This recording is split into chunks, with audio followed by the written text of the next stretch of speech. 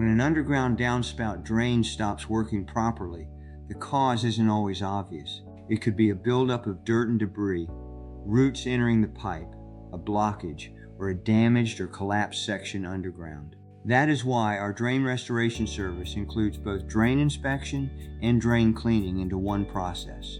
We start by using a professional drain camera to investigate the line and determine what we're dealing with.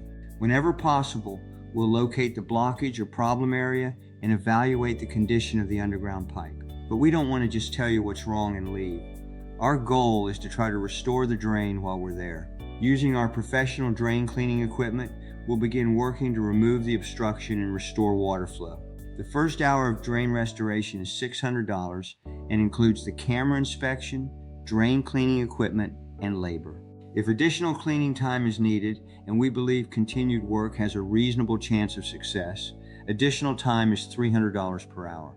Many underground drain problems can be corrected this way without excavation. But sometimes the camera reveals something that cleaning equipment simply can't fix, such as heavy root intrusion, a separated pipe, or physical damage. If that happens, we'll stop and explain what we found.